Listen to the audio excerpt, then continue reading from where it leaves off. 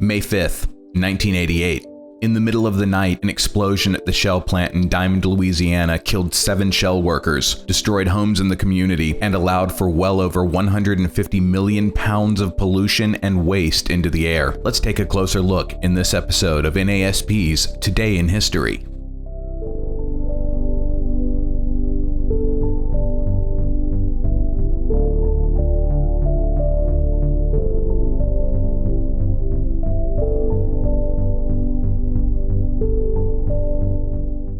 The explosion happened at 3:37 a.m. when few workers were present in the plant. This prevented the death toll from rising even higher. It was caused by an issue present in an 8-inch vapor line. The blast from the explosion could be heard for up to 25 miles, including in New Orleans. Fire burned for over 8 hours in the refinery before it could be stopped. At 3:37 a.m., an explosion occurred in the catalytic cracking unit of an oil and gas refinery. The explosion apparently was the result of corrosion of an 8-inch vapor line. This vapor line, under 270 pounds per square inch pressure, ran from a 10-inch header that originated as the main overhead vapor line from the depropanizer column.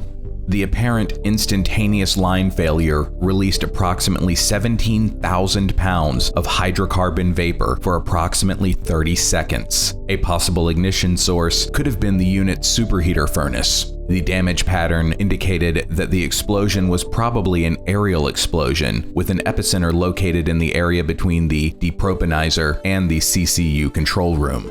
Damage from the explosion radiated 1 mile from the center of the explosion, and debris could be found as far as 5 miles from the center of the explosion. The explosion caused a fire to burn for 8 hours at the oil refinery before it was brought under control. Chemicals that escaped during the explosion resulted in cars and homes being covered in black film. The governor declared a state of emergency in Norco and St. Charles Parish. Property damage exceeded $250 million, with an estimated current value of nearly $700 million.